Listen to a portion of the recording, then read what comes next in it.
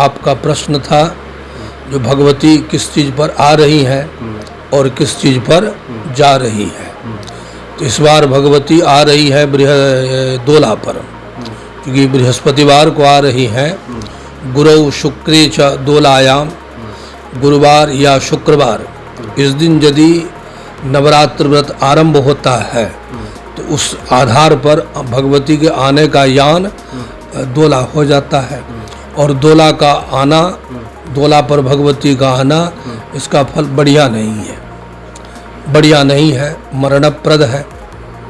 किस परिप्रेक्ष्य में ये बढ़िया नहीं है? जनमानस में, जनमानस में पूरे भूखंड की बात कीजिए, किसी एक देश की बात नहीं कीजिए, ये विश्व स्तरीय बात कीजिए। और जैसा कि अभी कुछ कुछ दिखाई भी दे रहा है, अन्य देशों में युद्ध हो रहा है, बहुत लोग मारे जा रहे हैं। आपके देश में भी ऐसे ही एक्सीडेंट देख लीजिए, ये बात वो बात, तो लोगों की क्षति हो रही है। तो कहा दोलायाम मरणम ध्रुवम, मृत्यु होगी, ज़्यादा मृत्यु हो जाएगी, ज़रूरत से ज़्यादा। ऐसे ऐसे उम्र के लोगों की मृत्यु हो जाएगी जिस उम्र के लोगों की मृत्यु होनी नहीं चाहिए। तो इसका कारण ये, क्योंकि भगवती के आने का जो यान है, आने का यान दोला है, बोला दोलायाम मरणम ध्रुवम, उसका भी परिणाम होगा। एक्सीडेंटल है या महामारी या कुछ भी, किसी महामारी जैसी बात नहीं होगी, एक्सीडेंटल होगा। क्योंकि अब है क्या, एक बात हो गई, माता का आना हो रहा है दोला पर, तो दोला के आने का ये फल हो गया। कभी कभी उसी में कोई ग्रह दशा, कोई बात जन समर्थन में आ जाती है, जन जीवन को बचाने के लिए वो खड़ा हो जाता है, तो इसका परिणाम कुछ कम हो जाएगा। ऊपर से लोग ज़्यादा धर्माचरण करेंगे, तो ज़्यादा धर्माचरण करेंगे तो ज़्यादा बचेंगे, ज़्यादा बचेंगे, तो स्वाभाविक बात है। आपको पता लगा जो बहुत जोर की आंधी आ रही है, तो आप संभल गए, तो आपका आंधी से ज़्यादा नुकसान नहीं हुआ। यदि आप संभले हुए नहीं हैं तो आप पूरी तरह से बर्बाद हो सकते हैं, आपकी क्षति ज़्यादा हो जाएगी। तो जानकारी मिल गई आपको, जो माता का आगमन दोला पर है, और दोला पर आने से जन जीवन के लिए कष्टप्रद है। तो आप सावधान हो जाएं, ज़्यादा धर्माचरण करें, माता की कृपा मिले हम लोगों को, माता की कृपा से हम सभी लोग अच्छे रहें। और फिर भगवती के जाने का जो यान है, चरणायुध है, तो चरणायुध यान करी विकला है, चरणायुध यान करी विकला।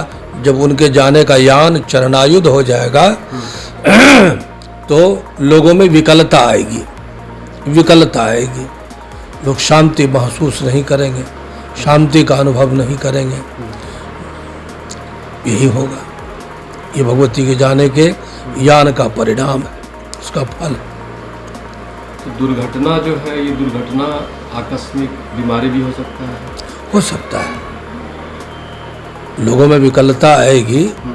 विकलता आने के अनेक कारण हो सकते हैं।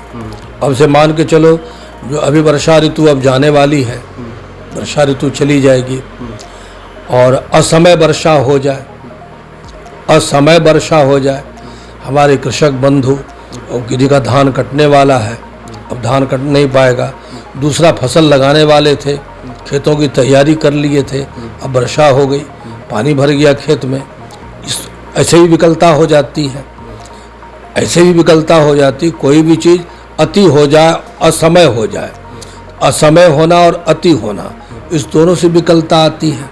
इसके बाद अन्य की भी संभावना होती है, जिससे लोगों में विकलता आ जाएगी, संभावना है।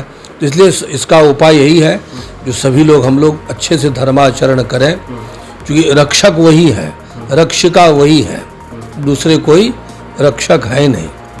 क्या हम आप क्या उपाय कर सकते हैं? जब सामने बात आ जाएगी, अप्रिय स्थिति आ जाएगी, प्रतिकूल परिस्थिति आ जाएगी, तब उपाय ढूंढेंगे, तब उपाय ढूंढेंगे। तब तक तो बहुत कुछ नुकसान हो गया रहता है। तो जब हमको आपको जानकारी मिल गई है, तो पहले से ही हम लोग इस पर तत्पर हो जाएं और संभल जाए, धर्माचरण बढ़िया से करें, उन्हीं की कृपा मांगें, उन्हीं की कृपा से सब लोग सुरक्षित रहेंगे, अच्छे से रहेंगे, अनुकूलता के साथ रहेंगे। यही एक उपाय